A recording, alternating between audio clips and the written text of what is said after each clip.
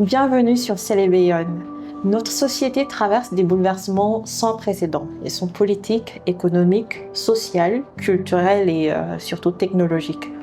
Et face à cela, une urgence s'impose, celle de se réinitialiser. Je ne vous en dirai pas plus, Sandrine nous en reparlera. Car si le numérique transforme nos vies, il transforme aussi nos imaginaires, nos repères, nos liens. Et est-ce que nous nous posons la question de savoir ce que le numérique nous pousse à transmettre, ce qui nous pousse aujourd'hui à oublier et surtout ce qui nous pousse à réinventer.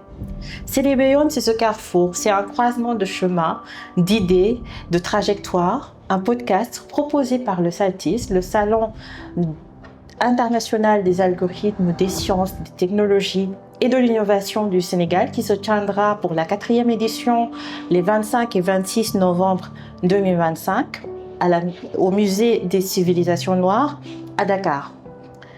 Donc, pour ce nouvel épisode, nous avons l'immense plaisir d'accueillir Sandrine Lemar, qui est sociologue, experte en psychologie sociale et sciences politiques. Elle est directrice de la Soft Skills Academy et aussi conseillère stratégique auprès de Polaris Asso et surtout, aujourd'hui, elle est la fondatrice de l'initiative Réinitialisez-vous. On va découvrir ensemble cette praticienne, chercheuse et très engagée avec elle. Nous allons explorer les questions des fractures générationnelles, les questions de notre lien.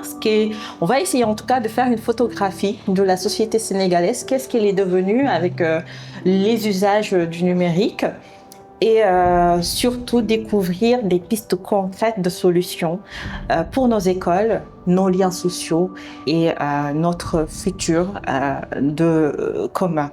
Merci à Sandrine d'être là. Merci d'avoir accepté notre invitation. Merci.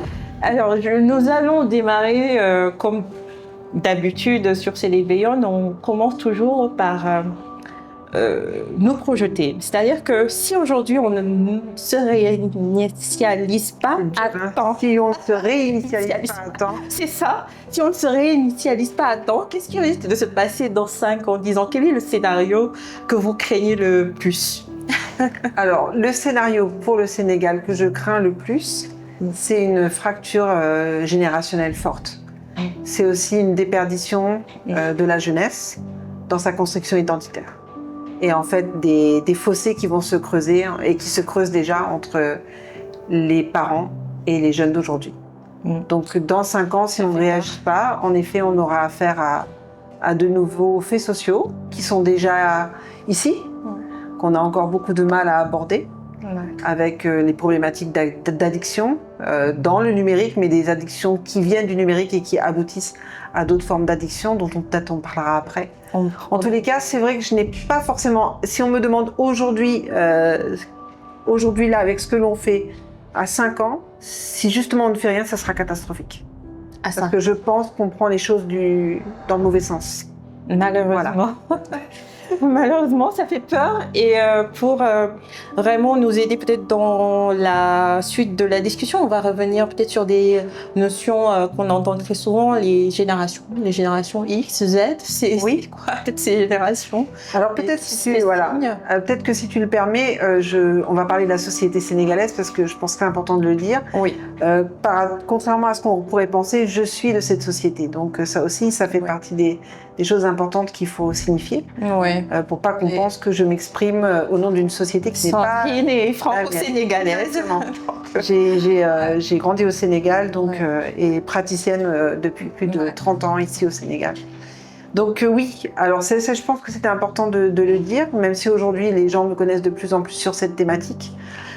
Puisque depuis maintenant 10 ans, j'accompagne les jeunes sur ces problématiques digitales et peut-être que je reviendrai aussi sur le pourquoi de cette implication forte dans cette question digitale. Alors les générations, en effet, il y en a plusieurs. Alors la première dont on parle, c'est la génération X. Ce sont donc les personnes nées entre 1965 et 1980.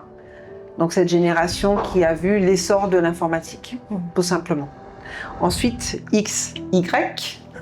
Donc génération Y, c'est 81-96. Je regarde mes notes en même temps, désolée, puisque ma mémoire part un peu. Et là, c'est l'avènement d'Internet.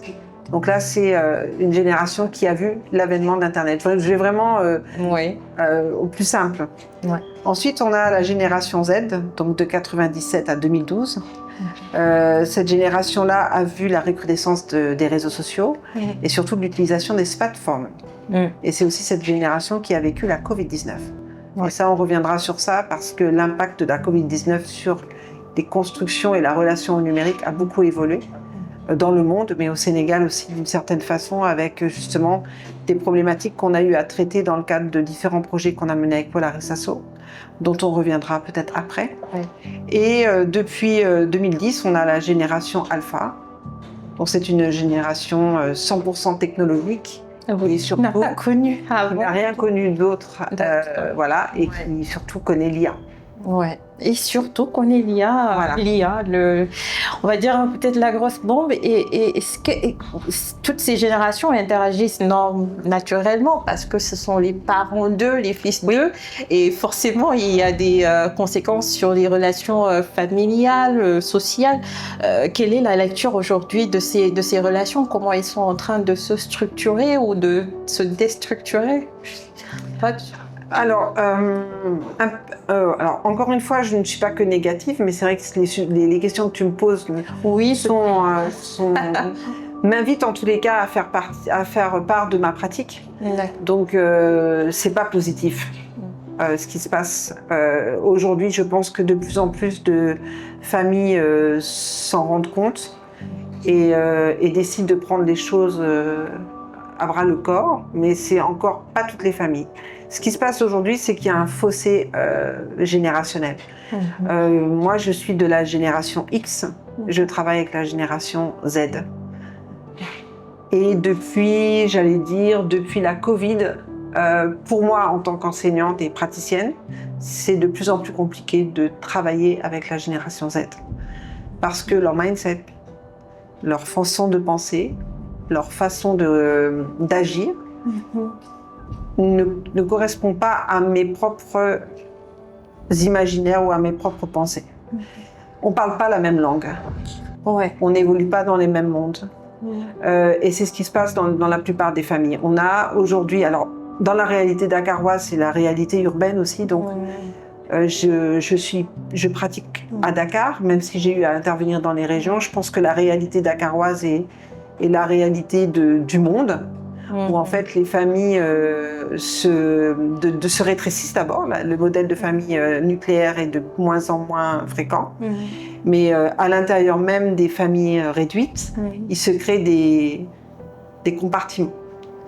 Et les parents ne savent pas. Nous, génération X, nous ne sommes pas nés avec le smartphone. Nous ne maîtrisons pas pour la plupart l'outil numérique. Nous ne maîtrisons pas non plus les réseaux sociaux. On ne sait pas ce que font nos enfants. Et c'est ce que je dis toujours aux parents que j'accompagne. Quand ton enfant ferme la porte avec son téléphone entre les mains, tu ne sais pas ce qu'il fait la nuit. Et c'est ce qui se passe. C'est qu'il y a un monde réel et il y a un monde virtuel où le jeune évolue, a des pratiques, développe des addictions pendant que ses parents dorment et les parents pensent que l'enfant dort. Et le réveil est assez brutal parce qu'encore une fois, on a beaucoup de mal aujourd'hui à accepter les problématiques d'ordre mental. Les problématiques de santé mentale sont encore tabous. L'addiction, n'en parlons pas. Et on a quand même, on a toujours des œillères.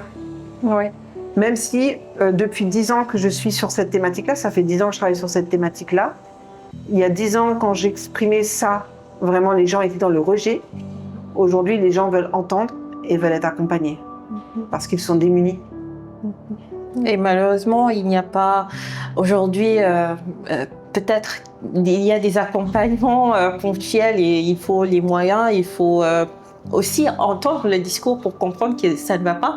Mais pour certains parents, certains parents, ça n'existe pas. Ça n'existe pas. Ça n'existe pas. On ne se rend pas compte à quel point cela peut nuire aux enfants. Et justement, tu y as évoqué tout à l'heure la différence entre les jeunes urbains. Est-ce qu'aujourd'hui, les jeunes en tout cas, on parle beaucoup des inégalités d'accès, mais peut-être que les jeunes des territoires lointains, on va dire un peu du sud, où il n'y a pas la connectivité comme à Dakar, et où aussi, on va dire, il faut le préciser, que le coût aussi de la connexion, de la connectivité, il est assez élevé. Ça représente, on va dire, 25% du SMIC sénégalais, le coût de la connectivité. Donc, les jeunes à Dakar, en général, ils ont Internet chez eux, ils n'ont pas besoin tout le temps d'acheter des passes. Donc, c'est comme si je disais que les jeunes des régions sont beaucoup plus chanceux. Dans ce cas, même s'ils n'ont pas la chance d'accéder à Internet, est-ce qu'ils ne seraient pas plus chanceux, en tout cas, d'acquérir des compétences douces, comme on appelle soft skills, grâce à leur famille, parce qu'il y a déjà la famille, la présence aussi. En ville, les parents sont plutôt avec des horaires un peu compliqués, pas du tout présents à la maison. Est-ce qu'aujourd'hui, ces jeunes-là ont plus de chance? Mais aussi, quand ils arrivent à Dakar pour poursuivre les études, est-ce qu'il n'y a pas ce risque aussi de tomber dans le bain du digital sans être préparé? Alors, en effet, quand tu grandis à Kédougou ou que tu grandis à Dakar, tu n'as pas le même accès à Internet qu'un jeune Dakarois qui, en effet, à son domicile a la Wi-Fi. Mais paradoxalement aussi, il ne faut pas penser que les jeunes des régions sont totalement déconnectés. Ah, c'est plus complexe alors. C'est beaucoup plus complexe. Ouais. On a fait un travail avec Polaris, une recherche-action sur le cyberharcèlement, qui remonte à 2 ans et demi, qui a fait l'objet de la rédaction d'un livre blanc.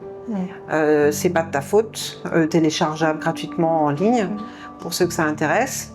Et lorsqu'on a fait ce travail-là, on a formé des cohortes de jeunes femmes à l'écoute, pas à la prise en charge, mais à l'écoute des récits de cyberharcèlement, pour pouvoir ensuite accompagner les personnes victimes de cyberharcèlement vers la CDP, la Commission de la protection des données, vers la police, etc. Et en fait, ce qui est hallucinant, c'est qu'aujourd'hui, même si ce n'est pas le cas dans tous les espaces ruraux, mais là où, et ça on a les chiffres, malheureusement je ne les ai pas en tête, mais je te les donnerai, là où il n'y a pas d'assainissement, des fois dans des familles où il n'y a même pas de WC, de toilette, il y a quand même des smartphones. Tout le monde a un smartphone. D'accord. Voilà. Le smartphone est présent partout. Il ne faut pas croire aujourd'hui que quand on va dans le fin fond d'un village, il n'y a pas de smartphone. Il y en a. Par contre, en effet, les réalités économiques ne permettent pas aux gens d'avoir une connexion Wi-Fi, mais bon, ils achètent des passes quand ils peuvent, ou ils se font des partages de connexion. Il est toujours possible de se connecter. Et c'est assez hallucinant d'ailleurs de voir dans des endroits qu'on n'imaginerait pas, des jeunes faire des chorégraphies comme sur TikTok, etc. Donc, il y a moins d'appétence et moins de disponibilité, mais ça ne veut pas dire pour autant qu'ils ne sont pas connectés. Par contre, ils ne sont pas dans la surexposition, comme sont les jeunes de la capitale. De la capitale, voilà. C'est beaucoup. Où en fait, non seulement on consomme beaucoup, mais on s'expose beaucoup quand on est jeune et qu'on ne comprend pas l'outil numérique. Parce qu'on pense qu'en effet, en étant dans le numérique, notre carrière va exploser. Oui. Alors qu'on n'a même pas encore terminé ses études ou qu'on n'a pas encore eu à pratiquer une profession. Donc c'est une sorte de réalité. C'est-à-dire que les jeunes aujourd'hui, à travers leur smartphone, se créent une réalité auquel ils ont des vies parallèles. Des vies parallèles. Et c'est là où les parents sont déboussolés. Quand tu convoques à un moment donné un parent parce que tu constates qu'un des jeunes avec qui tu évolues a des problématiques de présence digitale. D'accord. Et que ça nécessite en effet de faire une médiation familiale parce que en effet son comportement est déviant, parce que son contenu est déviant, parce que ce qu'il partage n'est pas bon. Les parents ne veulent pas le croire. Moi, j'ai des cas de médiation familiale où j'ai dû vraiment hausser le ton et montrer aux parents, mais si, ça, c'est votre fils. Ça, c'est votre fille. Wow.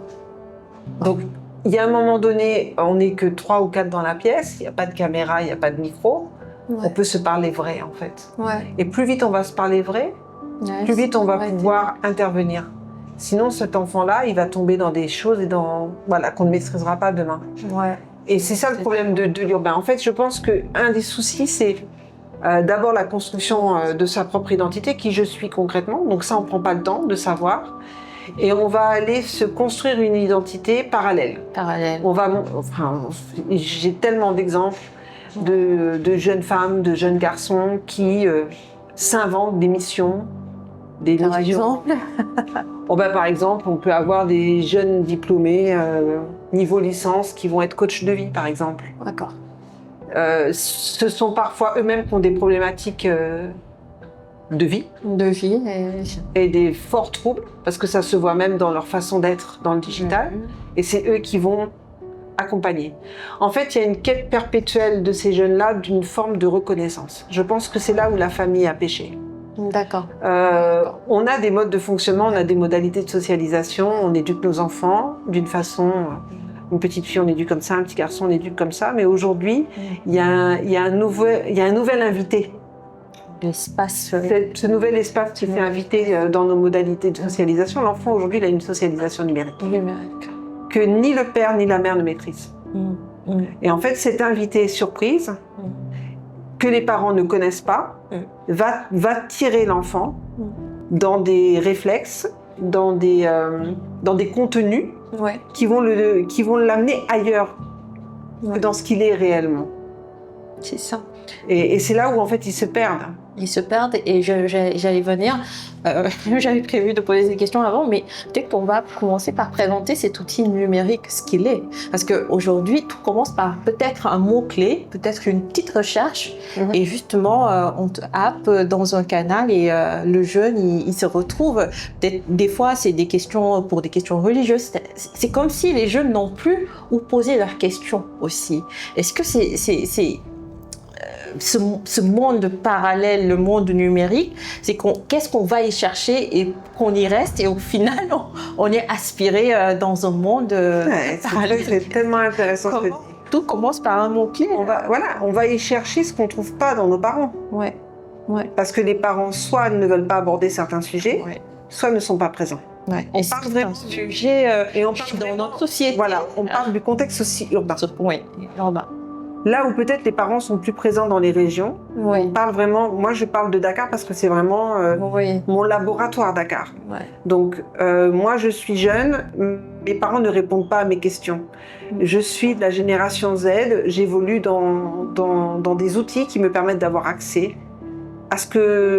aux questions, ou en tout cas d'avoir des réponses aux questions que je me pose et que mes parents sont incapables d'aborder avec moi. Et notamment, un des sujets... Et ça, il suffit de regarder les sites internet et les recherches. Un des sujets les plus suivis, c'est la pornographie, c'est la sexualité. Et malheureusement, on n'en parle pas. C'est des sujets justement tabous. On n'a pas d'éducation sexuelle. On pense qu'on peut s'éduquer sexuellement dans le numérique. Et aujourd'hui, avec l'outil IA, où le jeune peut se sentir mais tellement proche de cette IA qui lui répond comme un humain. Avant, c'était des recherches où on va te basculer peut-être sur Internet, sur des sites. Mais là, aujourd'hui, l'IA peut devenir un agent conversationnel avec qui on discute. Est-ce que ce danger-là, on le mesure et comment arrêter Alors, d'abord, on ne le mesure pas. On ne le mesure pas. Non, parce qu'on ne connaît pas, l'outil numérique. On a fait quand on faisait cette enquête, on a tellement fait de recherche-action avec Polaris que on avait fait un travail de rédaction d'un premier guide. Raconte ton digital. Raconte ton digital. De même gratuit, tout ça, parce qu'on s'est rendu compte qu'on parle de numérique. Donc moi, je parlais de numérique avec la réinitialisation sous un angle plus sociologie, construction des identités, skills, human skills. Et de l'autre côté, on avait Polaris qui était beaucoup sur le numérique. Mais à un moment donné, on s'est dit, mais de quoi on parle en fait ? Quand on va dans la rue et qu'on pose la question, c'est quoi le numérique ? Sur 10 personnes, peut-être, 5 personnes vont répondre quelque chose. L'un va dire réseau social, l'autre va dire Internet. Mais en fait, il n'y a pas d'éducation numérique. C'est-à-dire que l'outil numérique est arrivé dans la vie des jeunes Sénégalais sans qu'ils soient éduqués à l'outil numérique. Il faut différencier l'outil numérique, réseau social, IA, etc. de l'initiation à l'informatique.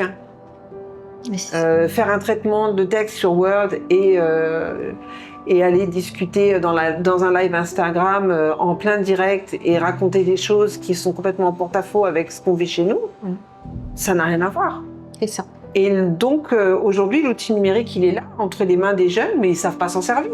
Ils savent pas Et s'en il suffit servir. de les regarder pour se rendre compte qu'ils ne savent pas s'en servir. Ouais, Parce qu'ils n'ont pas été éduqués au numérique. ouais. Donc, on prend les choses à l'envers, en fait. Ouais. Et On va prétendre à la construction d'une société numérique, mais il faudrait quid de la société d'abord. ouais.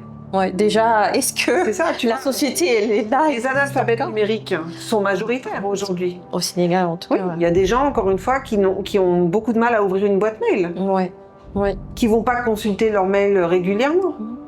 Ils n'en ont pas. Et paradoxalement aussi, c'est aussi quelque chose d'hyper intéressant, c'est que, alors, c'est pour ça qu'il y a des côtés aussi positifs et négatifs. Là, on parle des jeunes, bon, on reviendra sur quand même des choses positives, mais si on parle de ces analphabètes numériques, ce qui est intéressant de voir, par contre, c'est que ça peut être un vrai levier de développement économique. Je pense par exemple au groupe WhatsApp, comme les tontines aujourd'hui, il y a beaucoup de GIE de femmes qui montent des groupes WhatsApp, qui échangent en enveloppe dans le groupe WhatsApp et qui créent des liens de solidarité. Donc, il va falloir quand même qu'on fasse le pour et le contre. Non, il y a un mais pour, il y a quand même aussi des choses intéressantes qui se passent. Maintenant, pour les jeunes, ce que j'en vois n'est pas très très positif parce qu'en fait, les jeunes vont vouloir imiter l'autre. Ouais. En fait, ils sont dans le mimétisme. Le mimétisme, et surtout avant, c'est que je vois mes copains fumer, je vais fumer. Voilà. Et là, maintenant, je vois mes copains sur les réseaux sociaux faire ci. Moi aussi, je vais faire plus pour qu'on me remarque. C'est ça. Ou je vois un influenceur européen qui cartonne avec son contenu sur l'art de bien parler. Je prends exactement le même narratif et je me mets devant la caméra et je reprends exactement le même narratif que cette personne. C'est copier-coller. C'était comme à l'époque des cybercafés. D'accord. En fait, nous, on a le don de copier-coller. On copie-colle. Mais quand on copie-colle, en fait, on se détache de ce que l'on est foncièrement. On se perd du coup. C'est pas un copier-coller. Le copier-coller, c'est un peu partout. C'est-à-dire que c'est un peu final, on mime un modernisme, on mime l'autre, on mime tout. Mais celui qui mime sans être enraciné dans ce malheureusement, c'est là où c'est dangereux. Et c'est ce qui se passe avec les jeunes. Et justement, on va parler de tous ces dangers-là. Peut-être la question des addictions. Concrètement, à quel moment on va dire que ce jeune-là est addict? En tout cas, quels sont les signaux pour faire vraiment attention en tant que parent, en tant qu'ami, en tant que même dans un couple? Des fois, on a des personnes de la génération aussi Y qui sont déjà en tout cas addicts à certains contenus, à certains jeux aussi. Quel est le niveau d'alerte? Se dire, bon, il est temps qu'on se parle, ou bien, voilà, en tout cas pour les jeunes, quels sont les signaux? Alors les signaux d'alerte, je pense qu'un des premiers signaux d'alerte, c'est l'isolement. En général, le jeune addict au jeu, c'est un jeune qui va petit à petit se désocialiser complètement. Donc en fait, c'est l'enfermement. Donc il sortira moins. Il va moins voir ses amis. Il va être connecté à longueur de journée. Il sortira plus. Il va s'enfermer. J'ai le cas d'un jeune, par exemple, que j'ai accompagné. Petit à petit, il a glissé dans l'addiction au jeu. Et en fait, il suivait plus ses enseignements. D'accord. Il voyait plus ses camarades. Donc, constatant qu'il voyait plus ses camarades et qu'il allait plus en cours, j'ai pu intervenir. Et en fait, il était enfermé, mais au sens propre du terme. Il était enfermé dans une chambre. Il descendait juste pour s'acheter de quoi manger. D'accord. Il remontait et il s'enfermait. Et il jouait toute la journée. Ce qui était intéressant avec ce jeune-là, dans sa détresse, c'était de comprendre qu'est-ce qui l'a amené en fait à se désocialiser. Et ben, c'est qu'en fait, à force d'être dans le digital, il supportait plus le regard de l'autre sur lui-même. Par contre, il pouvait supporter le regard ou l'interaction via un écran, mais pas dans le réel. Donc, petit à petit, les relations humaines, et il l'a dit comme ça, il me disait, ça me demande trop d'énergie. J'ai plus la force de lier des liens humains. D'accord. Et il a eu des déceptions. Ouais, c'était super fort, hein. Des mots forts, ouais. Des mots très forts. Et il explique ça comme ça. Et que la seule alternative qu'il a trouvée, c'est le jeu. Et il joue, et il m'explique qu'il n'est... Parce que moi, je l'interpelle sur le fait qu'un être humain est un être social. L'être social vit des émotions, des relations humaines dans le réel, pas derrière un écran. Et à lui de me rétorquer, si, moi quand je joue en équipe. Donc j'ai dit, mais tu joues en équipe. Donc il m'explique, les petits bonhommes, là, un tel est connecté en même temps que moi, et on joue, donc on est en lien par le jeu. Mais le problème, c'est qu'après, ça l'a rendu comme un ermite, en fait, il était enfermé. Et c'est de plus en plus réel. L'âge, les jeunes, ils commencent à jouer à des âges... avant, peut-être, c'était à partir de 10 ans, mais les jeunes maintenant, ils sont dans les jeux de réseau à partir de 5, 7 ans. Je les vois déjà avec des comptes. Soit ils se le partagent avec le petit cousin qui lui passe son écran et... Donc, et c'est là où, en fait, il faut interpeller les parents. Ouais. Parce que moi, je dis toujours, quand tu donnes un couteau et une fourchette à ton enfant, tu lui expliques que la fourchette pique et tu lui expliques aussi que le couteau a un côté tranchant et un côté non tranchant. Ouais. Le téléphone, le problème, c'est qu'on l'a donné à nos enfants sans nous-mêmes savoir nous en servir. Ouais. On ne sait pas s'en servir et on leur donne. On leur donne pourquoi ? On leur donne parce qu'on veut se départir de notre rôle. Quand on donne vie à un enfant, c'est pas un jeu. Donner la vie à quelqu'un, c'est une âme que tu accompagnes jusqu'à ce qu'elle soit à même de se développer seule, ou en tout cas de prendre son envol. Et c'est pas un téléphone qui va occuper ton enfant. Un enfant s'exprime par les cris. Un enfant s'exprime par les pleurs. Les pleurs. Les pleurs. On supporte pas l'enfant qui pleure. Pourquoi on a fait un enfant ? Et on lui donne un écran. Quand on commence à donner un écran dès l'âge de 3 ans à un enfant, il va y avoir des problèmes moteurs de développement. Malheureusement, l'enfant n'aura pas le même développement qu'un autre enfant qui joue, un autre enfant qui lit des livres. Mais ça demande de la disponibilité et de l'envie, au-delà de la disponibilité. Parce que tout le temps, quand on parle de ça, les gens disent oui, on n'a pas le temps. Le temps, en fait, c'est 5 minutes. Ton enfant pleure, tu dois accepter d'entendre ses pleurs parce que ça fait partie du jeu quand tu donnes la vie à quelqu'un. Ensuite, quand il pleure, si c'est 5 minutes de lecture, oui, mais non, il n'aime pas les livres. Bien évidemment, il n'aime pas les livres parce qu'avant même de lui donner un livre, c'est un téléphone que tu lui as donné.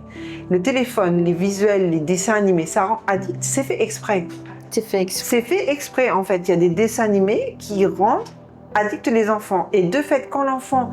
Enfin, il y a plein d'expériences, on ne va pas en parler maintenant, mais quand l'enfant voit certaines couleurs, certaines formes de petits dessins animés... Et certains sons. Ils sont scotchés. Et ils sont scotchés comme ça. Ouais. Tu veux qu'ils grandissent comment ? Un gamin scotché pendant des heures comme ça sur une vidéo. Et c'est la fameuse phrase des fois des parents qui disent « Ah non, lui, il est super intelligent. Dès que tu lui donnes le téléphone, il sait se retrouver. » Alors que les téléphones sont faits parce que... Oui, et encore une fois, on a parlé de la différence. Ils ne sont pas intelligents, ils sont nés avec. Ils sont nés avec. En fait, ce n'est pas de l'intelligence, parce que c'est la génération... Si on parle de la génération Alpha, 2010, c'est des gamins qui sont nés avec les... Ça fait partie de leur environnement. Ils naissent avec, et voilà, sans oublier que ceux qui conçoivent ces systèmes aussi le font avec des psychologues, des psychiatres qui connaissent comment fonctionne l'esprit humain pour que ça soit le plus facile. Le fondateur d'Apple n'a même pas donné de téléphone à son gosse. À son gosse, donc c'est ça. Voilà. Ceux qui créent les outils ne les donnent même pas à leurs enfants. Ouais. Donc, et ça, encore une fois, cette information-là, tout le monde la sait aujourd'hui. Ouais. Je veux dire, il faut pas. Aujourd'hui, il ne faut pas dire on ne sait pas. C'est pas vrai. On sait. On est tous connectés, on a tous accès à des informations. Encore une fois, c'est à nous en tant que parents et à nous aussi en tant que parents de comprendre cette génération avec laquelle on cohabite aujourd'hui. Faire cet effort. Oui, parce qu'en fait, sinon, on va être des acteurs aussi de l'éloignement. Malheureusement. Leur monde n'est pas le nôtre. Pourquoi le nôtre serait plus important que le leur ? Peut-être pas. Peut-être qu'on est à un tournant et que de toute façon, à un moment donné, c'est ces jeunes-là qui vont diriger toutes les nations du monde. Donc, il est temps de les préparer. Il est temps de les préparer et de nous-mêmes nous préparer à un changement. Surtout. Et donc, nous rééduquer avant tout. Ouais. Et moi, en tout cas, avec le numérique, on a parlé tout à l'heure d'une société qui est actuellement très fragile, une société sénégalaise qui est fragile. Moins de 15% à peu près 15% des Sénégalais ont plus de 45 ans. Donc, il va falloir que ce chiffre, on se dise, OK, on y est une population très, très jeune. Donc, très, très jeune, et on se retrouve dans le digital, tout dépend. En tout cas, moi, quand je vais dans les réseaux sociaux, avec ce qui est en train de se passer dans le monde, on voit des images tout le temps, des images de guerre, de massacres qui passent à longueur de journée. Qu'est-ce que cela aussi interroge, parce que c'est comme si on était moins empathique. Quand je prends l'exemple du Rwanda et du massacre qui s'est passé en 94, on n'avait pas les corps. C'est-à-dire que même ça se passait, on n'avait pas la presse, une certaine presse, il n'y avait qu'une certaine presse, il n'y avait pas la presse, il n'y avait pas... On se dédouanait peut-être en se disant qu'on ne savait pas ce qui était en train de se passer, c'est-à-dire qu'on n'avait pas d'image en temps réel. Par contre, là, on a des images de massacres en temps réel et pourtant, on n'agit pas. Bon, des fois, on partage, on peut faire des statuts, on peut liker, on peut partager, mais est-ce qu'on n'est pas en train de nous détruire nous-mêmes en regardant toutes ces images et de les accepter? Qu'est-ce que ça dit aussi de notre société et de ce qu'elle est en train de devenir aussi d'un point de vue de l'empathie et de toutes ces... Alors pour moi, en fait, on en parlait tout à l'heure d'ailleurs, mais ça a fait résonance dans certaines oreilles. Pour moi, c'est du voyeurisme. C'est une société de voyeurs. On se regarde et on regarde des autres crever. Et on partage des gens qui crèvent, en pensant qu'on va impacter sur l'autre qui va regarder. C'est la discussion qu'on avait tout à l'heure. On n'impacte pas comme ça. C'est ça. Moi, je vois une vidéo, c'est comme à un moment donné des actions qu'on menait dans l'humanitaire. Je suis sur un terrain de crise humanitaire. C'était vraiment un sujet qu'on avait traité quand je faisais mon master dans l'humanitaire, où on commençait à avoir Internet, jusqu'où on va montrer. C'est la question. La douleur de l'autre. La douleur de l'autre. C'est quelque chose que je déconstruis avec les jeunes. Par exemple, quand je vous donne un exemple tout bête. On va organiser des actions dans le cadre de la Soft Skills Academy, des actions d'ordre humanitaire, où on va aller accompagner des jeunes de la pouponnière de la Médina, où on va accompagner des jeunes d'Indara, par exemple, des enfants talibés. Je refuse à ce qu'on prenne des images des enfants talibés. Je ne vais pas montrer que je fais une bonne œuvre à l'égard des enfants talibés. Aujourd'hui, individuellement, on est les acteurs, et c'est pour ça qu'il faut être très critique avec soi-même. On est les acteurs qui alimentons la détresse humaine. Et je me fais le bon samaritain en montrant que j'aide. Je prends une photo. Je me fais le défenseur des droits humains en montrant que je partage des corps dénudés et déchiquetés. Non. Je pense qu'aujourd'hui, le numérique peut nous être, parce qu'on a la chance d'avoir accès à ces informations, on peut aujourd'hui être porteur de dynamiques citoyennes et d'engagement pour dénoncer des choses autres que de montrer, comment dire, enfin, de fait, pour moi, on est moins empathique. C'est pas parce que je vais montrer ce qui se passe au Rwanda. Imagine au Rwanda, on savait tous au Rwanda. On le savait. Il y avait quelques images. Il y avait des reporters sur place. Mais jamais on n'a montré des corps mutilés. Pourquoi? D'abord par respect par rapport à la personne décédée. Par respect. On ne montre pas le corps d'une femme enceintée, violée, coupée. Aujourd'hui, un jeune de la génération Z serait capable de poster ces vidéos-là. Sans gêne. Sans gêne, parce qu'en fait, il ne le perçoit pas, il ne le voit pas. Et c'est là où on doit discuter. Parce que ma perception n'est pas celle d'un jeune. Voilà. On doit discuter. Est-ce que toi, demain, si au Rwanda, si tu avais été une femme violée, éventrée, est-ce que tu aurais aimé voir ton image, sous prétexte qu'il faut sensibiliser les gens, partout, dans toutes les stories du monde? Justement, non. Et ça, c'est pas de notre culture en plus. Oui, surtout. Et c'est là où ça me pose un souci, et c'est là où moi j'essaye d'alimenter autour du projet de la réinitialisation, c'est des choses que je pose. Est-ce que ça, c'est normal? Il y a de la pudeur à avoir, et par contre, tu as la chance d'être né aujourd'hui avec cette foison d'outils qui te permettent de monter des actions concrètes via le digital, des pétitions, des projets de crowdfunding pour faire une mission. Mais est-ce que tu as besoin de montrer même que tu fais ces actions-là? Non. C'est malheureux. Et en fait, moi je pense qu'en effet, là où on pense qu'on est empathique, non, on est des voyeurs. Ici, c'est très... En tout cas, c'est très intéressant. Cette image-là qu'on partage peut être l'image de notre père, peut être l'image de notre mère, peut être notre image dans 5 ans. C'est de se mettre et de se voir sur cette image, de voir son enfant, de voir un être humain qu'on connaît. Donc moi, je sais qu'il y a des enfants qui sont bombardés à tel endroit du monde. Je sais qu'il y a des gens qui meurent de faim. Pour moi, il n'y a pas de petite souffrance ni de grande souffrance. Un enfant qui souffre, on doit dénoncer sa souffrance. Et je suis jeune, je monte des actions concrètes, mais pas de... Parce que en faisant ça, psychologiquement, je me fais du mal à moi-même. Parce qu'en fait, qu'est-ce que je fais? Je sers à rien. Je prends juste un post, je repartage. Un partage. J'alimente un algorithme, c'est tout. C'est ça. Et voilà, t'alimentes un algorithme. T'alimentes le truc. Et moi, en tout cas, ce qui me fait peur dans ce cas-là, c'est comme quand on se rappelle en tout cas de toutes les formes de domination qui ont eu il y a tout le temps cette fragmentation du lien social et cette fragmentation de soi. Voilà, et ça, c'est une fragmentation de soi. Ça impacte sur ta santé mentale. Et ça, sur ta santé mentale. Toute la journée. C'est ça. Tu ne partages que ça. Et au final. Et tu banalises à la fin. Tu banalises ces images. Peut-être que toi, tu banalises pas, mais en tout cas, tu participes à ce que cette image soit banalisée dans les réseaux sociaux, parce qu'à longueur de journée, on le voit, au final, moi, je pense que justement, c'est là où l'éducation numérique est importante. Ouais. C'est là où, en fait, se pose la question de la... Du coup, là, c'est un acte citoyen qu'on pose, de citoyen du monde. Ouais.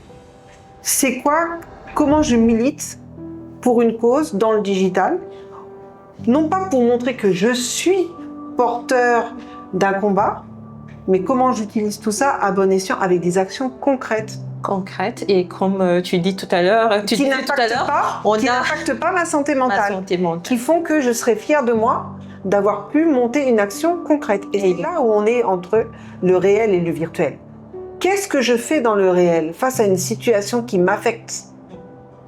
Si cette situation m'affecte dans le réel, j'agis dans le réel. J'agis pas dans le virtuel. Parce que derrière le téléphone, encore une fois, ou l'ordinateur, je suis assise sous la clim. Ouais. J'ai pas faim. J'ai pas faim, je meurs pas, je mange pas. Voilà. Et on a parlé des addictions, on va parler peut-être... Le message est passé, je pense. Le message est passé. Un bon emplanteur. Bon. La société... aujourd'hui, en tout cas sénégalaise, on voit que toutes ces questions-là, même pour partager ces outils, ces images, notre vie en tout cas digitale, quand on n'est pas préparé, est-ce qu'aujourd'hui, la société sénégalaise se mesure, en tout cas se voit? Est-ce qu'elle sait ce qu'elle est dans les réseaux? Est-ce qu'elle se connaît? Est-ce qu'elle se connaît actuellement? Est-ce qu'elle pense connaître ou... Il y a actuellement des initiatives de créateurs de contenu quand même sur du contenu sénégalo-sénégalais, valorisation des cultures, etc. Il y en a. Vraiment, il y en a. Mais c'est quand même une minorité par rapport au reste. Ouais. Le reste, c'est des trends, c'est des danses TikTok. On a l'impression qu'on danse toute la journée. Ouais. Mais il y a quand même une volonté aujourd'hui de créer du contenu de qualité. Mais je ne suis pas sûre que ce contenu de qualité va attirer les jeunes aujourd'hui. Ouais. Donc c'est pour ça qu'il y a un travail à faire dans le réel aussi. Je pense que le digital, encore une fois, le digital, c'est une pépite. Aujourd'hui, derrière notre téléphone, on peut apprendre sur nous-mêmes, on peut apprendre sur notre culture, etc. Maintenant, peut-être que ça vient un peu tardivement. Parce que du coup, certains jeunes ont pris d'autres habitudes dans le digital et se sont développés d'autres imaginaires. Aujourd'hui, un jeune qui rêve d'être un influenceur ou un coach de vie ou un grand homme politique, alors qu'il n'a qu'une licence en poche, de lui dire avant de faire ça, peut-être que ce serait intéressant de t'ancrer dans ta culture Wolof, dans ta culture Lébou, de comprendre, etc. Il va te dire non, parce qu'en fait, tu vas le ralentir. Ça va le ralentir, le temps. Le rapport au temps. Le rapport au temps. Ouais. Aujourd'hui, un jeune ne se concentre pas plus de 3 minutes face à un discours. Il a l'habitude de scroller, voilà. Et lui-même, sa vie, il scrolle sa vie. Il regarde sa vie passer devant lui. Il passe de ça à ça, à ça, à ça. Un jour, un jour j'ai 100 likes sur ça, le lendemain j'ai 2 likes, ok, j'arrête. Parce que c'est la caution, on cherche à être cautionné. D'accord. C'est une caution sociale qu'on cherche. On cherche à être aimé. Et ça aussi, c'est important. On cherche à être populaire, on cherche à être aimé. On est en quête de reconnaissance dans le digital. Pourquoi? Parce que dans notre famille, peut-être, on ne nous a pas appris à nous aimer sans forcément que les autres nous valident. On cherche une validation, on cherche à être validé. Une validation en ligne. Non pas sociale, mais du coup une validation digitale. Et de fait, il y a des initiatives aujourd'hui très belles, avec du contenu pédagogique, avec voilà, du contenu sur nos patrimoines, nos imaginaires. Oui. Mais c'est un épiphénomène dans cette offre digitale Et malheureusement, dont on ne maîtrise pas le contenu. Parce qu'il n'y a pas de filtre ici. On consomme de tout. Donc, là où dans d'autres réalités continentales, l'État a mis en place des systèmes de filtres, tout ne vient pas. C'est vrai qu'il y a un rôle en tout cas à jouer par nos institutions, même si on voit il y a des lois qui passent. Oui. Il y a Par contre, on avance beaucoup, on avance quand même. On avance dans mais dans l'éducation, dans les familles, il manque beaucoup. Ouais. Et le paradoxe, c'est des fois, j'ai l'impression aujourd'hui que les parents, pourtant, ils parlent tout le temps de leurs enfants. Pourtant, moi, en tout cas, c'est ce que je ressens. Je ressens que les parents, en tout cas de Dakar, de la ville, ils sont très impliqués. Les écoles, d'ailleurs, on voit à quel point il y a des écoles qui coûtent excessivement cher, mais les parents, ils sont prêts à casquer des millions pour ça. Pourquoi ils n'y arrivent pas? Et aussi, est-ce qu'ils reconnaissent des fois les appels à l'aide des jeunes? Parce que j'ai aussi l'impression que des fois, les jeunes, ils appellent à l'aide, à leur façon peut-être, mais on n'y arrive pas. On n'arrive pas à détecter en tout cas ressentir le besoin de l'autre, de nos enfants. On est beaucoup dans « je vais investir sur lui, je vais investir sur ses études ».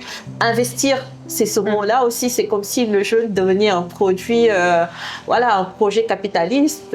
Je ne sais pas. Est-ce que c'est pas aussi un projet de modernisme dans lequel nous sommes? Les familles sénégalaises aussi, qu'est-ce qu'ils sont en train de projeter sur leurs jeunes? C'est peut-être, il y a des jeunes qui sont en difficulté, mais des fois, moi, j'ai l'impression que les jeunes sont fautifs, sont laissés.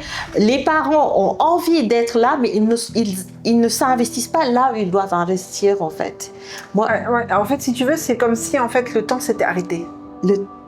Chez les parents, le temps s'est arrêté. Mon fils doit faire un bac plus 45. Et il doit être le moi que je n'ai pas. Voilà. Et du coup, les jeunes arrivent dans les écoles et viennent suivre des formations qu'ils n'ont même pas choisies. Alors ça aussi, c'est quelque chose qui est important. Parce que, je disais tout à l'heure, génération X, c'est ma génération. Aujourd'hui, ma génération cinquantenaire, on a des enfants de 18, 19, 20 ans. Oui. Notre conception du monde et de la carrière professionnelle. Ça, c'est important.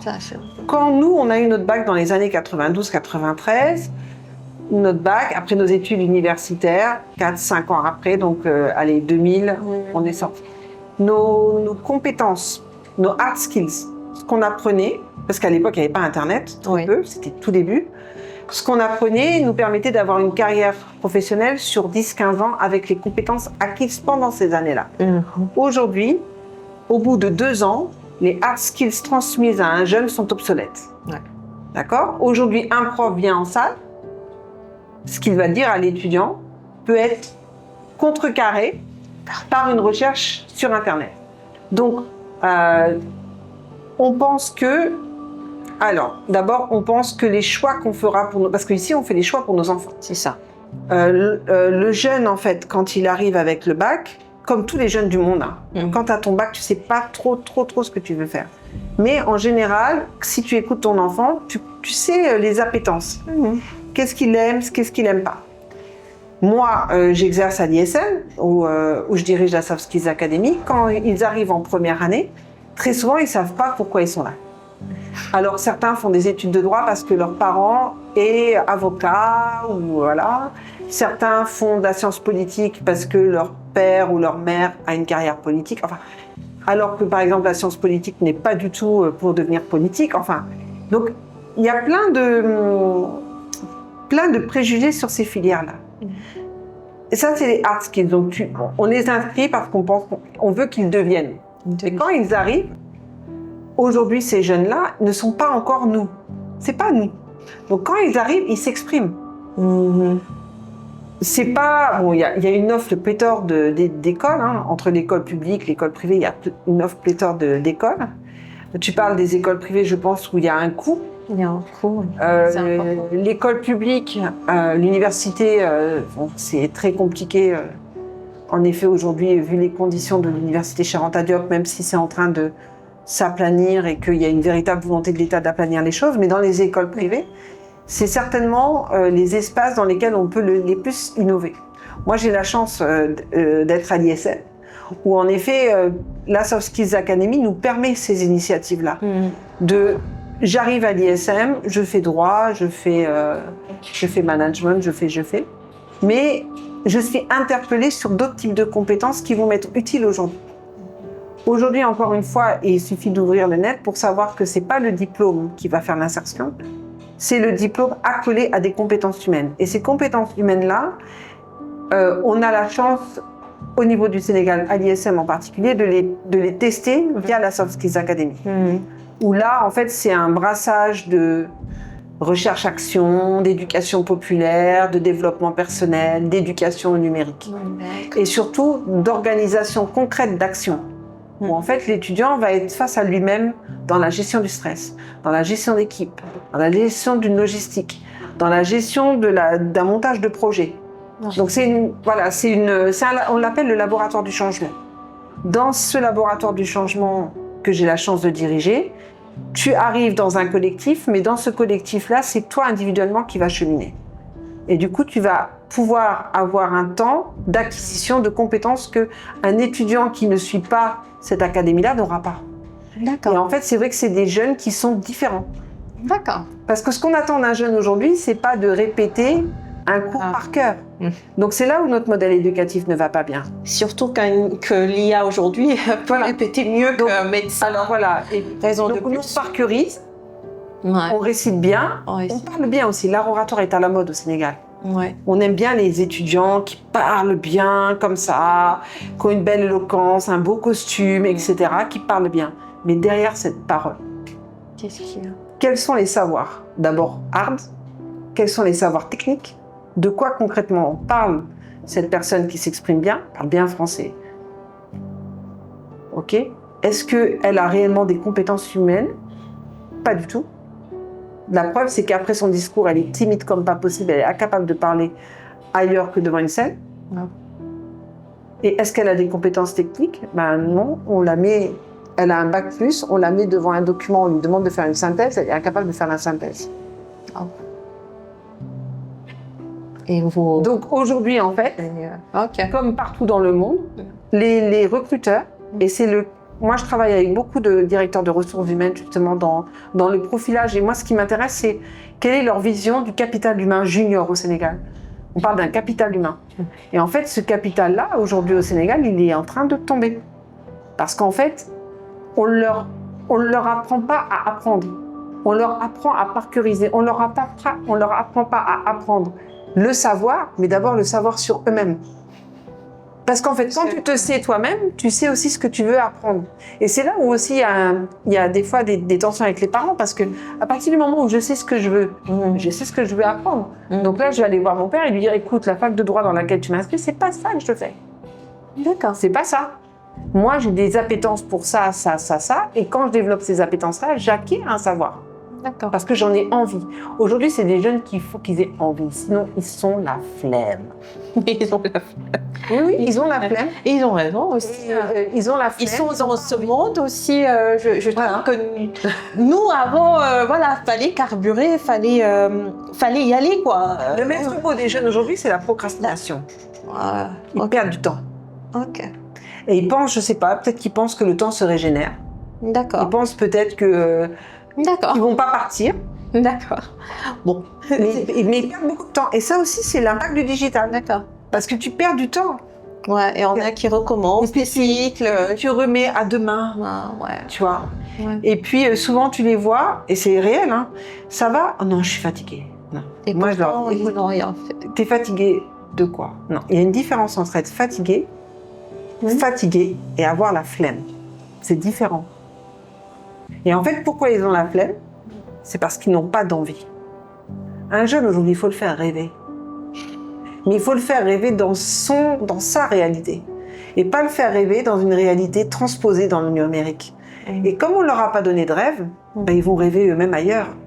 Et dans leur rêve ailleurs, ils peuvent tomber dans de graves difficultés après. Et c'est ça la réinitialisation. Hein. On pourrait parler des heures. On va y revenir. Mais aussi, on peut parler un peu des réalités socioculturelles sénégalaises aussi qui rendent difficile toutes ces interactions. Quand on est victime, quand on n'a pas d'espace aussi pour discuter de certains problèmes, quand on est victime d'harcèlement par exemple, quand on est femme surtout, la victime devient en même temps le coupable. Et dans ce contexte-là, comment aider? Est-ce qu'il faut des structures? Comment l'État peut... Je t'ai entendu tout à l'heure parler des femmes que vous aviez formées pour écouter. Est-ce qu'il y en a comment en trouver par exemple à Dakar avant d'arriver à la plainte? Cette démarche-là, parce qu'on n'est pas écouté forcément dans la famille, ce serait vraiment pour que les jeunes comprennent qu'ils peuvent se faire aider au cas où ils sont victimes, ou bien les femmes surtout. Alors, la santé mentale des jeunes, c'est un sujet mondial aujourd'hui. Ouais. Et c'est un sujet qui arrive au Sénégal, qui n'était pas encore présent il y a 5 ans derrière. Ouais. Mais aujourd'hui, force est de constater qu'on parle de ce sujet-là. On parle de la santé mentale des jeunes. Maintenant, il y a des choses un peu dangereuses qui se passent. Il y a des gens qui s'inventent des missions d'accompagnement à la santé mentale, mais qui ne sont pas formés pour. Voilà. Il y a de plus en plus de gens qui voient dans cette problématique de santé mentale comme une brèche dans laquelle ils vont rentrer pour accompagner. Donc, comme je dis, moi je ne suis pas psychologue. Je suis sociologue formée à la psychologie sociale, mais je suis dans l'accompagnement des personnes victimes depuis plus de 20 ans. Je vois en fait cette brèche qui s'ouvre et en effet des gens qui se mettent à surfer sur cette thématique pour accompagner. Et ça, c'est très dangereux. Ouais. Parce que parmi ces gens, justement, qui prétendent pouvoir accompagner, très souvent, ils vont encore plus déstructurer la personne. Parce qu'en fait, c'est des compétences, ça s'apprend. C'est des années de pratique ou des années d'études pour un psychologue, etc. Aujourd'hui, on a des psychologues qui travaillent sur la santé mentale des jeunes. Je pense par exemple au centre Kiraï. Je pense aussi à une psychologue avec laquelle je travaille, Fatou Diaye, qui intervient aussi à l'hôpital de Tivaouane. Donc il y a de plus en plus de gens qui se spécialisent. L'échelle de Dakar déjà. La demande, elle est là, le besoin, c'est énorme. Et là, il y a peu de réceptacles en fait pour accueillir et pour entendre la parole. Ouais. Et c'est là où justement la brèche permet à certaines personnes de rentrer dedans et de créer des histoires aussi un peu compliquées. Donc, ce qui est bien, c'est que déjà on en parle. Ce qui est bien aussi, c'est qu'il y a beaucoup d'organisations de la société civile, là où l'État, peut-être pour le moment, n'a pas encore développé des choses à l'échelle nationale, ça va prendre du temps. Il y a la société civile quand même qui est présente et qui agit depuis aussi pas mal d'années. Oui, la société civile. La JS, par exemple, l'association des juristes sénégalaises, qui quand même depuis plus de 10 ans, je crois, au moins 10 ans, accompagne les femmes victimes. Maintenant, il y a la pesanteur sociale. Le fait de ne pas pouvoir parler, le soutoura, le masla, que des femmes de ma génération peut-être ont accepté de vivre, ce qui ne sera pas le cas des générations à venir.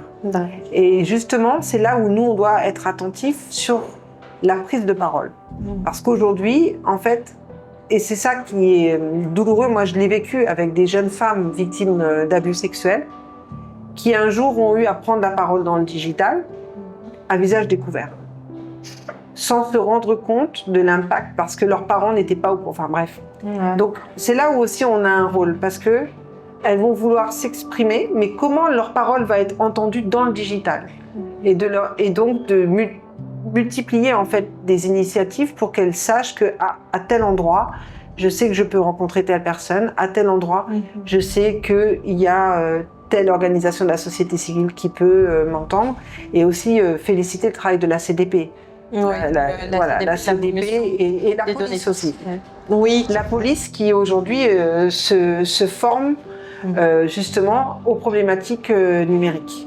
Et oui, on a vu récemment l'arrestation de coachs qui a fait beaucoup de mal. Et faut se demander aussi combien de coachs il y a encore et comment on peut se transformer aussi en coach parce que j'ai besoin de régler mon problème.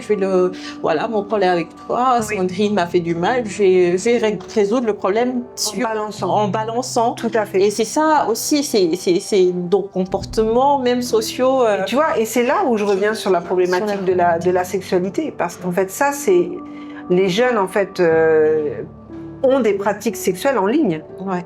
Ouais. Et donc, c'est des vidéos qu'on s'envoie, des choses comme ça, et des véritables problèmes de revenge porn, où en fait, on diffuse les vidéos pornographiques comme ça dans des groupes WhatsApp. Par exemple, on est un groupe de potes, on partage la vidéo, et puis en fait, la vidéo devient virale. Ouais. Et c'est des vies fracassées. Parce que, surtout, alors, pour les jeunes garçons, mais pour les jeunes filles... c'est terrible. C'est terrible parce que comme je leur dis toujours, hein, même si c'est à une personne que tu envoies quelque chose, dis-toi que cette vidéo partagée à une personne peut être après partagée à d'autres. Maintenant, ce qui est bien au Sénégal, c'est parce que là-dessus on est quand même assez réactif. Tu partages une vidéo de ce type-là, et ça, nous on a accompagné des cas comme ça. Tu partages, par exemple, tu m'envoies une vidéo avec des photos compromettantes, une vidéo compromettante, moi je la prends et je la repartage à quelqu'un d'autre. Non seulement tu peux porter plainte contre moi, et moi qui l'ai partagé à l'autre qui l'a partagé, on remonte toute la chaîne. Et chacun va avoir des soucis avec la justice. Et ça, très peu de gens le savent aussi. Donc, c'est d'avoir aussi l'information. D'avoir l'information, en fait. C'est vrai que... Et ça, le Sénégal, pour ça, on est très réactif. Oui, très très réactif. On a la chance en tout cas sur ces questions. Et toujours, quand on va rester sur ces types de contenus, on a aussi, avec le numérique, des jeunes femmes, des fois même des mineurs, qui vont se prostituer dans le numérique. Ça aussi, c'est une problématique majeure dans les réseaux. D'ailleurs, il y a une vidéo qui est sortie cette semaine sur YouTube, un mini-doc de Show Crypté qui parle de l'ubérisation de la prostitution au Sénégal. Et c'est des questions aussi qu'on oublie, que nos parents ne savent pas, alors que tu peux avoir ta fille, ton fils qui se prostitue sans que tu ne le saches.